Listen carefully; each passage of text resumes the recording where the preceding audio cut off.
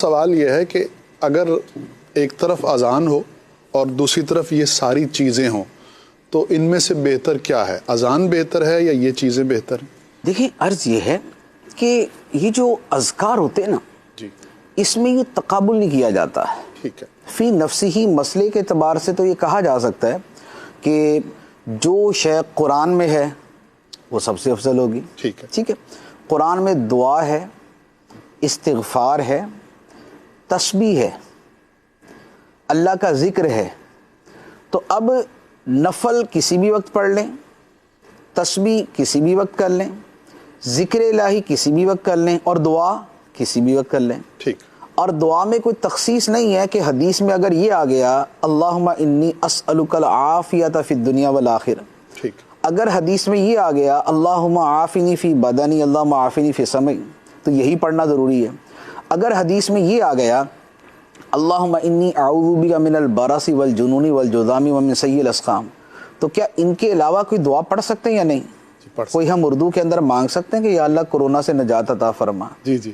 تو کیوں مانگ سکتے ہیں؟ حدیثوں میں تو دعائیں مخصوص ہیں، تو جو حدیث میں آ گیا اسے تو ایک لفظ ادھر ادھر نہیں ہٹنا چاہیے. اگر یہ اصول ہو تو پھر تو جو حدیثوں میں آ گیا اس کے علاوہ کچھ بھی نہ مانگا جائے. جی.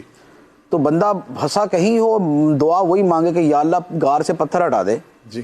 وہ پھنسا ہوا کنویں کے اندر ہے، وہ وہاں دعا مانگ رہے یا اللہ غار سے پتھر ہٹا دے. تو بھائی جیسی ہی صورتحال ہوگی اس کے مطابق دعا مانگی جائے گی. تو الفاظ اصل پیچھے شریعت کا مقصود کیا ہوتا ہے؟ خدا کو پکارنا، خدا کو یاد کرنا، خدا کا ذکر کرنا، پیچھے مقصود ہی ہوتا ہے.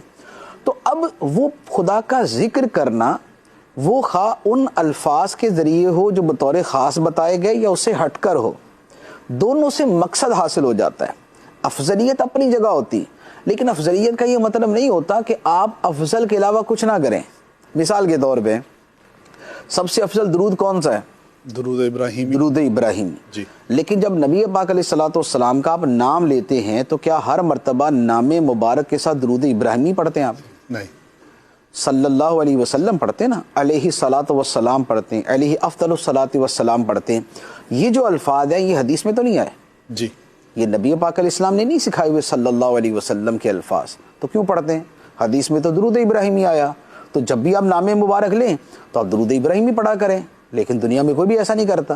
نمبر 1. نمبر 2، آپ جب دعا مانگتے ہیں تو حدیث مبارک میں فرمایا افضل الدعاء الحمدللہ، سب سے بہترین دعا کیا ہے؟ الحمدللہ. جی.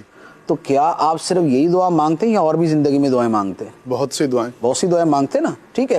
اب کسی کا باپ فوت ہو گیا اور آپ اس کی جو ہے نا تعزیت کے لیے جائیں اور جا کے بولے کہ آپ کے باپ کی وفات کے اوپر میں سب سے افضل دعائی مانگوں گا الحمدللہ الحمدللہ الحمدللہ، تو آپ بتائیے کیا ہوگا وہاں پر؟ تو بھئی آپ سب سے افضل دعا مانگ رہے ہیں وہاں پر. جی. تو اب کیا ہے، اب موقع محل کی مناسبت سے چینج کریں. اچھا، پھر اگر الحمدللہ، جیسے الحمدللہ سب سے افضل دعا ہے، اب اگر سب سے افضل والی ہی پڑھنی ہے تو پھر حدیث میں دوسری دعائیں کیوں آئی ہیں؟ جب نبی پاک علیہ السلام نے فرما دیا سب سے افضل دعا الحمدللہ ہے، تو پھر خود حدیث کے اندر ہی جو غیر افضل ہے وہ دعائیں کیوں آ گئیں؟ اس کا مطلب یہ ہوا کہ افضل ہونا اپنی جگہ ہوتا ہے، لیکن اس کے علاوہ جو دعائیں ہوتی ہیں وہ بھی مانگی جاتی ہیں. ٹھیک ہے. اچھا، سب سے افضل ذکر کون سا ہے؟ لا الہ الا اللہ. افضل الذکر لا الہ الا اللہ، سب سے افضل ذکر ہے لا الہ الا اللہ. تو اس کے علاوہ کوئی ذکر کرنا چاہیے یا نہیں کرنا چاہیے؟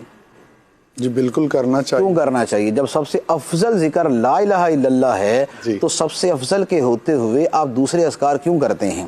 اور خود حدیث کے اندر ہی دوسرے اذکار کیوں ذکر کر دیے گئے؟ تو اس کا مطلب یہ ہوا افضل ذکر کے ہوتے ہوئے آپ دوسرے اذکار کرتے ہیں، افضل دعا کے ہوتے ہوئے آپ دوسری جو ہے نا وہ دعائیں مانگتے ہیں. اچھا، سب سے افضل عبادت کون سی ہے؟ نماز. تو سب سے افضل عبادت نماز ہے، تو نفل نماز جو ہے اس کے ہوتے ہوئے پھر دیگر جو نفلی عبادتیں وہ کیوں کی جاتی ہیں؟ عبادت وہی کریں. اچھا، اذکار کے اندر سب سے افضل ذکر جو ہے جیسے لا الہ الا اللہ، تو دوسری طرف قرآن پاک ہے، تو بھئی قرآن پاک کے ہوتے ہوئے آپ دوسرے اذکار کیوں پڑھتے ہیں؟